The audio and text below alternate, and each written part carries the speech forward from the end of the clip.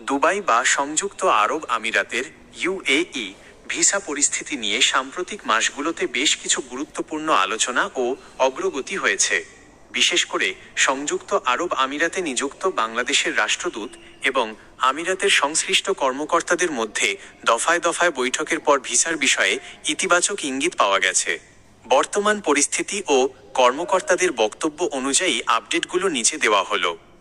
Visa নিয়ে সাম্প্রতিক update. মে 2026।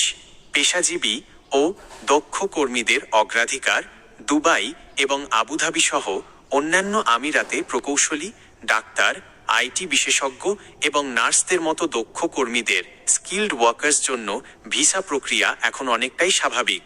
কর্মকর্তাদের মতে দক্ষ জনশক্তি নিয়োগের ক্ষেত্রে কোনো বাধা নেই।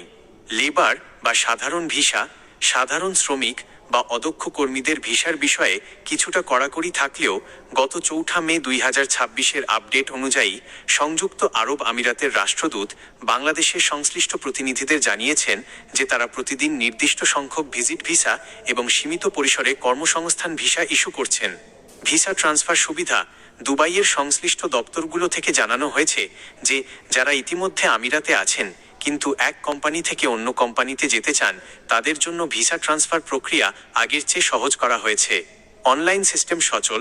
আমিরাতের মানব সম্পদ ও এমিরেটাইজেশন মন্ত্রণালয় MOHRE তাদের অনলাইন পোর্টালে বাংলাদেশি নাগরিকদের জন্য অনেক ক্যাটাগরিতে আবেদন গ্রহণ করছে, যা একটি বড় ইতিবাচক দিক। সচিব বা কর্মকর্তাদের মূল বক্তব্য।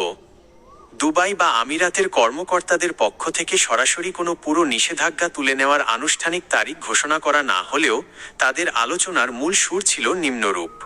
1. নিরাপত্তা ও যাচাই বাছাই। ভিসা চালুর ক্ষেত্রে তারা কর্মীদের নিরাপত্তা ছাড়পত্র, সিকিউরিটি ক্লিয়ারেন্স এবং সঠিক নথিপত্রের ওপর সবচেয়ে বেশি জোর দিচ্ছেন। 2. অবৈধ অনুপ্রবেশ রোধ।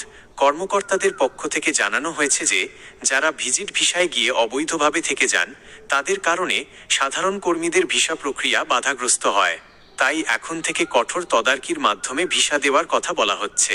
3. আশার আলো। বাংলাদেশ সরকারের উচ্চ পর্যায়ের প্রতিনিধি দলের সাথে বৈঠকে আমিরাত কর্তৃপক্ষ জানিয়েছে তারা পর্যায়ক্রমে সব ক্যাটাগরির ভিসা চালুর বিষয়ে কাজ করছে এবং খুব শীঘ্রই আরও সুখবর আসতে পারে। আপনার জন্য পরামর্শ। যদি আপনি নতুন ভিসার জন্য চেষ্টা করেন তবে নিশ্চিত করুন যে আপনার সমস্ত নথিপত্র, যেমন শিক্ষাগত যোগ্যতার সনদ বা কাজের অভিজ্ঞতা, সত্যায়িত আছে।